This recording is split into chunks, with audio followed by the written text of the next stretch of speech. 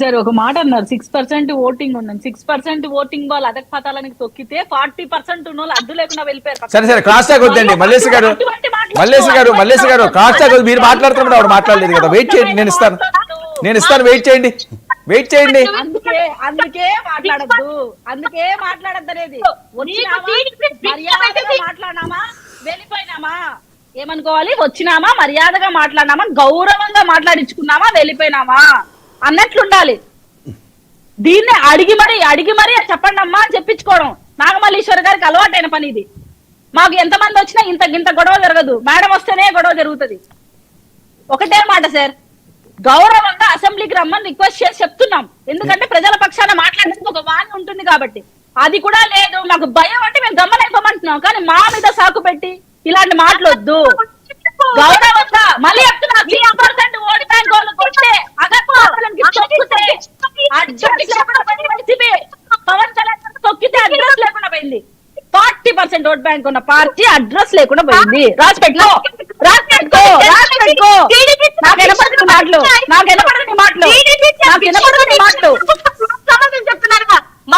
మర్యాదగా మాట్లాడడం నేర్చుకోండి అని చాలా సార్లు చెప్పాను మీకు. వాంటెడ్ గా మీరు ట్రిగర్ చేయిస్తారు. టీడీపీని జనసేనని వాంటెడ్ గా ట్రిగర్ చేయిస్తారు.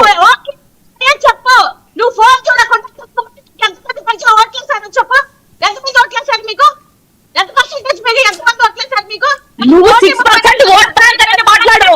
నువ్వు అది తెలియదు, నీకున్నాయి మాకు చూపించాలి. అది మాత్రమే మాట్లాడు. కాదండి ఇప్పుడు కాదు. తెలంగాణలో కూర్చో, ఏపీ పాలిటిక్స్ మీద మాట్లాడద్దు. హైదరాబాద్ లో వేసుకున్న రాజకీయం చేయొద్దు. జనసేన పార్టీని చేయొద్దు. నువ్వు టీడీపీ మీద చేయొద్దు. మర్యాద ఇచ్చినప్పుడు మర్యాద తీసుకో. ఇష్టం వచ్చినట్టు నువ్వు మా అధికారం వచ్చినప్పుడు ఇది ఫస్ట్ టైం కాదు, నేను గమనిస్తూనే ఉన్నాను. టీడీపీ వాళ్ళకైనా జనసేన వాళ్ళకైనా ఏంటో నువ్వు పెద్ద జెండా కండువా కోసినట్టు వైసీపీని మాట్లాడుకోవాలి. అమ్మా ఒక్క నిమిషం ఆగి సైమన్ పాటించండి. ఒక్క నిమిషం ఉండండి మల్లేశ్వర్ గారు. ఎన్ని ఓట్లు వచ్చాయి సరే ఎన్ని ఓట్లు వస్తాయి ఎందుకండి? ఇప్పుడు పోనీ ఎంత పర్సెంటేజ్ వచ్చింది, ఎన్ని వచ్చినాయి మీకు సీట్లు అంటే ఎందుకు అనవసరమైంది? ఓట్లు ఎందుకండి? ఓట్లు ఎవరు కావాలి? కాదండి ఇప్పుడు ఎంత పర్సెంటేజ్ ఎందుకు? పర్సెంటేజ్ ఏం చేసుకుంటారు చెప్పండి? ఎందుకు అనవసరమైన డిస్కషన్? పర్సెంటేజ్ ఏం చేసుకుంటారండి? వెయిట్ అండి, ఎందుకు అనవసరమైన టాపిక్? సరే పర్సెంటేజ్ ఎందుకు? ఏం చేసుకుంటారు? మీకు 40% వచ్చింది, ఏమైంది? ఎందుకు డిస్కషన్ ఎందుకు అనవసరంగానే లేనిపోయిన అంశాలు తీసుకొచ్చి మీరు మాట్లాడుతున్నారు? మాట్లాడలేదు కదా, టైం వేస్ట్ చేయకండి. అనవసరం కదా, అనవసరం టాపిక్ ఎందుకు? మేమైనా ఎవరైనా ప్రజల పక్షాన మాట్లాడమంటున్నాం. అనవసరం డిస్కషన్ చెప్పట్లేదు. వీడికి వచ్చి అనవసరంగా ట్రిగర్ చేయమని చెప్పట్లేదు. వంశీ గారే నేనే ఏమంటున్నాం, ఒకవేళ మిస్టేక్స్ ఉంటే మాకు చెప్పండి, తెలుసుకుంటామంటున్నాం. ట్రిగర్ చేసేలాగా ప్రతిసారి జనసేన పార్టీని టీడీపీని కించపరిచేలాగా ఏమో ఈమె వైసీపీ కండువా జగన్మోహన్ రెడ్డి గారి కన్నా ముందు పోసట్టు మాట్లాడుతుంది. ఎంతో మంది అధికార ప్రతినిధులు చూసాను.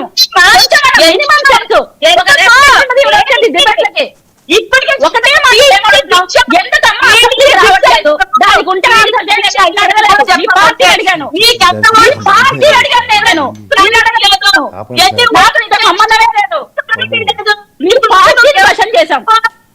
గెలిచినప్పుడు ఎందుకు రాలేకపోతున్నారు? ఒక ప్రతిపక్ష హోదానే ఇస్తే ఎందుకు వస్తానంటున్నాడు? దీనికి ఆన్సర్ చేయడు. అంతేగాని 6% ఓట్ బ్యాంక్ వచ్చిన వాళ్ళ దగ్గర నేను అనిపించుకుంటున్నాను. అవన్నీ అవసరమా?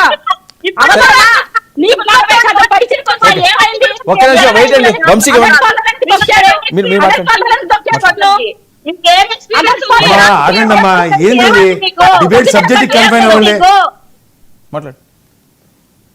కాదు సార్, ఇప్పుడు ఒక చర్చ ఏంటంటే అపోజిషన్ స్టేటస్ లేదా లిక్కర్ స్కామ్ వీటికి సంబంధించిన అంశాలతో ఈ రోజు రాష్ట్ర సమస్యలు